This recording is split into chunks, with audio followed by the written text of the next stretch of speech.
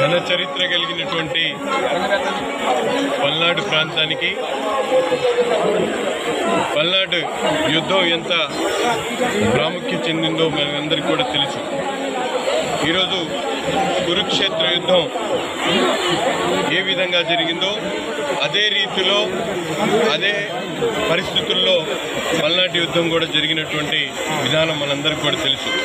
చరిత్రలో రెండోసారి కురుక్షేత్ర యుద్ధం తర్వాత పల్నాటి యుద్ధం జరిగితే మూడోసారి మొన్న జరిగినటువంటి ఎన్నికలు ప్రజలు మూడో యుద్ధంలో కూడా యుద్ధంలో గెలిపించినటువంటి తీరు చూస్తూ ఉంటే ఈరోజు ప్రజల ఆశయాలు ఏ విధంగా ఉన్నాయో మనందరికీ కూడా తెలుసు.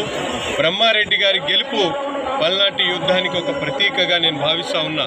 ఈరోజు తప్పకుండా మా అధ్యక్షులు జీవి ఆంజనేయులు గారు చెప్పినటువంటి విధంగా చెడు మీద మంచి సాధించేటువంటి యుద్ధంలో ఈ యుద్ధంలో గెలిచినటువంటి బ్రహ్మనాయుడు గారు ఈ ప్రాంత అభివృద్ధికి ఇక్కడ ప్రజల ఆశయాలను నెరవేర్చడానికి తప్పకుండా పూర్తి చేస్తారని చెప్పి నమ్ముతూ, ముఖ్యంగా ఏదైతే చారిత్రక ప్రదేశమైనటువంటి ఈ కారంపూడి దీనికి పూర్తిగా అభివృద్ధి చేయాల్సినటువంటి బాధ్యత కూడా ప్రభుత్వాల మీద ఉంది.